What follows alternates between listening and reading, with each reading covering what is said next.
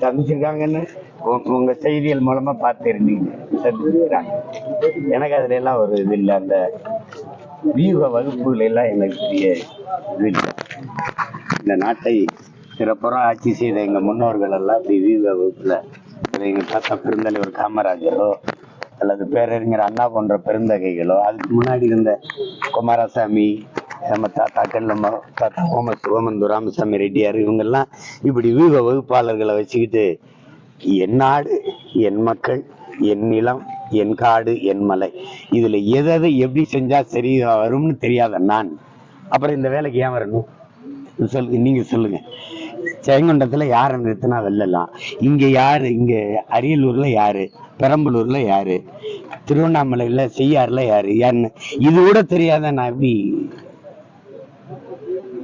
எனக்கு நிறைய மூளை இருக்கு, காசுதான் இல்லை, அதனால எனக்கு அது தேவையில்லை.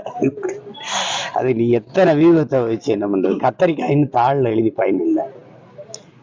நிலத்துல இறங்கி அது செடியை விதைய போட்டு செடியை முளைக்க விட்டு தண்ணி ஊற்றி உரம் வச்சு வளர்த்து விளைய வைக்கணும். அப்பதான் கத்தரிக்காய் வரும். இங்க மேசையில் உட்காந்து கத்தரிக்காய் சோரக்காய் அப்படின்னு எழுதி பயன் இல்லை. அது ஒரு சிலருக்கு அது இப்ப ஒரு குறிப்பிட்ட காலமா இந்த நோய் வந்துச்சு. பிரசாந்த் கிஷோருக்கு தமிழ்நாட்டுல என்ன தெரியும்? எத்தனை ஆறு, எத்தனை ஏரி, எத்தனை குளம், எத்தனை சமூக மக்கள், அந்தந்த சமூக மக்களுக்கு இருக்கிற பிரச்சனை என்ன? அவர்தானே சார் அரசியல் கட்சி நம்புறாங்க. நீங்க உடல்ல கொழுப்பு கடிப்பிட்டீங்க, பணக்கொழுப்பு கடிப்பிட்டீங்களா? நம்ம சொல்ல வாய்க்கொழுப்பு அதிகம் அப்படின்னு சொல்லுவாங்க பார்த்தீங்களா? இந்த கொழுப்பு அதிகம், அந்த கொழுப்பு. அது மாதிரி பணக்கொழுப்பு அதிகமா இருந்தா இதெல்லாம் தேவைப்படும். அது நமக்கு அதை பத்தி பேசி காலத்தை நேரத்தை வீணடிக்க வேணாம். யார் ஒருவரை எத்தனை முறை சந்திச்சாலும் நாங்க மக்களை சந்திச்சுட்டு இருக்கோம். இங்க வந்தீங்கன்னா 1000, 2000, 5000, 10,000, 1 லட்சம் மக்களை சந்திக்கிறோம். மக்களை சந்திச்சீங்கன்னா அவங்க பிரச்சனையை சொல்லுவாங்க, அதை தீர்த்த அரசியல். நாங்க ஏசி ரூம்ல உட்கார்ந்துக்கிட்டு பொலிட்டிக்கல் ஸ்ட்ராட்டஜிஸ்ட கூப்பிட்டு பக்கத்துல உட்கார வச்சுக்கிட்டு அவங்க சொல்ற ஐடியா கீழே வந்து மக்களை கேட்கும்போது எதுக்கு ஸ்ட்ராட்டஜிஸ்ட் வேணுங்கன்னா? சாதாரணமா யாத்திரை போங்க, என் மண் என் மக்கள் போங்க, பாருங்க, காவடி எடுங்க, மக்களை சந்திங்க, ரோட்ல தெருவுல நில்லுங்க. அது மக்கள் சொல்றது ஒரு மக்களும் பொலிட்டிக்கல் ஸ்ட்ராட்டஜிஸ்ட் தான்.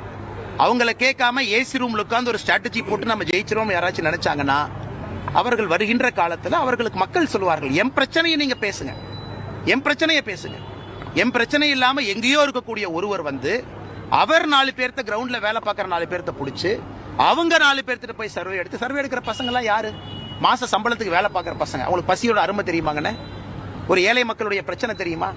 அந்த மாதிரி நிறுவனம் திமுக பெண் நிறுவனம் நடத்துறாங்க, 2000 பேர் வேலை பார்க்குறாங்க.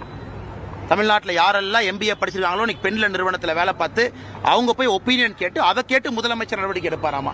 அதுக்கு நான் சொல்றேன், முதலமைச்சர் அவர்களே பழனிக்கு வந்து பாருங்க, தைப்பூசத்துக்கு என்ன பிரச்சனைன்னு தெரியும், காலைல அறநிலைத்துறை அமைச்சரை கூப்பிடுங்க, சரி பண்ணுங்க. அதை விட்டு எல்லா ஏசி ரூம் உட்காந்துட்டு எத்தனை பேர் பொலிட்டிக்கல் கன்சல்டன்ட் வச்சு அரசியல் பண்ணுவீங்கன்னா?